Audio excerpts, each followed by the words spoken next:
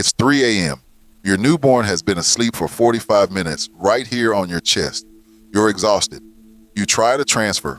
You lower them toward the bassinet. Your hands leave their back and their eyes open. The crying starts, and you sit there in the dark wondering, what am I doing wrong? Why won't they just sleep flat? Why does this feel so impossible? The answer is not something you're doing wrong. The answer is in your baby's brain, and it will completely change the way you see these first 12 weeks. If you are in the thick of the first 12 weeks right now, there is one thing I want to name before anything else. This is genuinely hard. Not hard because you're doing it wrong. Not hard because your baby is difficult. The American Academy of Pediatrics is clear that the first 3 months represent one of the most intense adjustment periods in the entire arc of parenting, for you and for the baby. What almost nobody tells new parents before the birth is this: human newborns arrive in a neurological state unlike almost any other mammal on the planet. Researchers call it being born unfinished, not broken, not demanding, unfinished. And once you understand what that actually means, what is and isn't online in your baby's brain right now, the 3 a.m. transfer failure stops feeling like a failure at all. Here is what is actually happening inside your newborn. Human babies have unusually large brains. Human mothers have narrow pelvises, narrowed over millions of years of walking upright. At some point, those two facts stop being compatible. Nature's solution was to birth the baby before the brain is finished, to move the final months of neurological development outside the womb into the world. Pediatrician Harvey Karp calls this the fourth trimester, the 12 weeks that evolution essentially relocated from inside to outside the body. What this means in practice is that in the earliest weeks, only the most primitive layers of the brain are fully online. The brainstem, which handles survival, breathing, heart rate, reflexes, and the basic machinery of staying alive. The prefrontal cortex, the part that will eventually handle self-soothing emotional regulation and any deliberate behavior, is barely a sketch. And this is the detail that explains the bassinet. A newborn has no capacity for self-soothing because the brain structure that would run self-soothing does not yet exist in working form. The only regulatory system available to your newborn is an external one. Your warmth, your heartbeat, your breathing rhythm. When your baby is on your chest, they are boring your nervous system to regulate their own.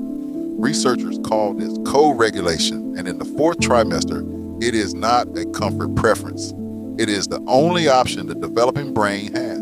The moment you put them down, that anchor disappears, and the brainstem fires the signal it was built to fire. I've lost a warm, safe thing. The signal isn't manipulation, it's survival code. And what that survival code means, and what your response to it is actually building, is the part that most parents never hear. Here is what most parents don't hear. Responding to your newborn, picking them up when they cry, holding them when they need contact, is not spoiling. The concept of spoiling requires a child old enough to have learned that crying is a deliberate strategy. A newborn has no such learning. 0 to 3, the American Academy of Pediatrics, and Harvard Center on the Developing Child all make the same point directly. In the first 3 months, there is no such thing as too much response. Every time you answer the alarm, every pickup, every feed, every moment of contact, you are doing two things at once. You are regulating this specific moment of distress, and you are laying down the first wiring for your child's ability to regulate themselves later. John Bowlby, who built the foundational theory of attachment, described the responsive caregiver in these early months as an external nervous system for the infant. You are not creating dependence. You are building the regulatory foundation that will let your child need you less over time, because they will have internalized the experience of being soothed. The 3 a.m. contact hold is not a habit to fix. It is literally how the nervous system develops. One practical anchor for this stage: the fourth trimester has an end. Somewhere between weeks 10 and 14, the brain develops enough that stretches of solo sleep become possible. Early self-soothing begins to emerge, and the relentless intensity of these first weeks starts to shift.